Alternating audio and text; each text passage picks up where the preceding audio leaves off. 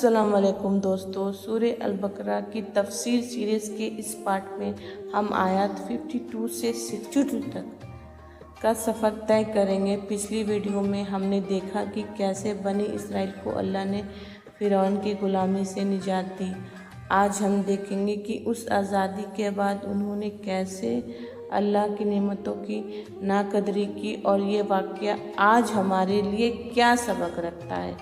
आयत 52 से 54 तौबा और गलती का असल मतलब।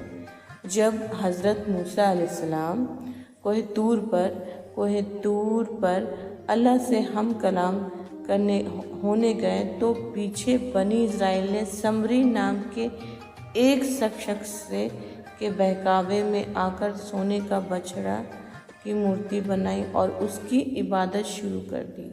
ये उनका बहुत बड़ा जुल्म था।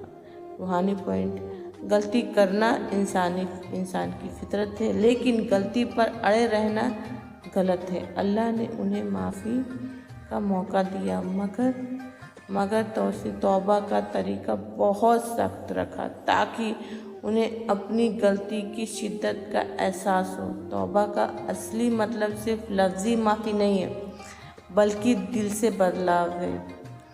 आयत 55 to 56 ज़िद और रहमत का तकाज़ा। आयत 55 में वो मूसा अलैहिस्सलाम से ज़िद करते हैं, बनी इसराइल के हम अल्लाह को सामने देखेंगे तभी ईमान लाएंगे। जब उन्हें अल्लाह की कुदरत का इशारा मिला तब वो एक तेज़ रोशनी से बेहोश हो गए।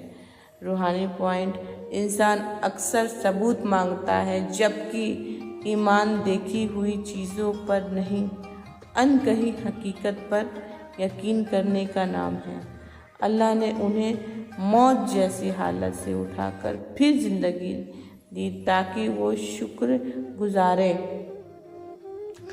आयत 57 to 60 नेमतों की कदर और मनोसलवा।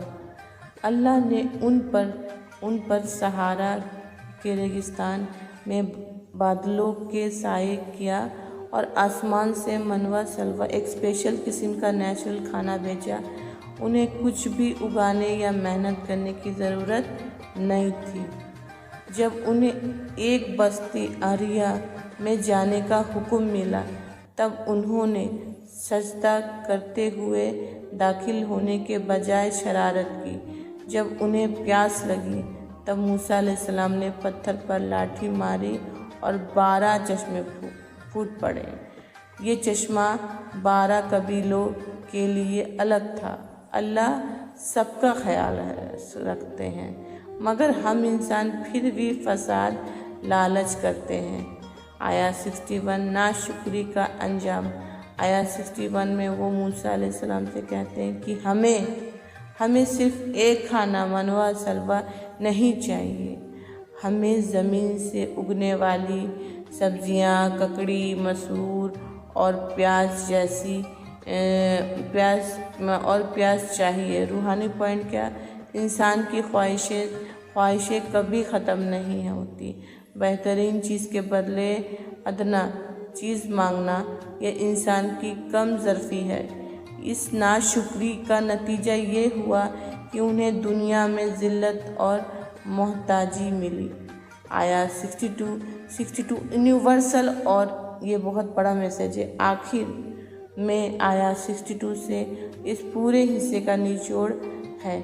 अल्लाह कहते हैं कि जो भी ईमान लाएगा, चाहे वो किसी भी मज़हब से हो, अगर वो अल्लाह और आखिरत पर यकीन रखता है और अच्छा काम करता है, तो उसके लिए कोई डर या गम नहीं है।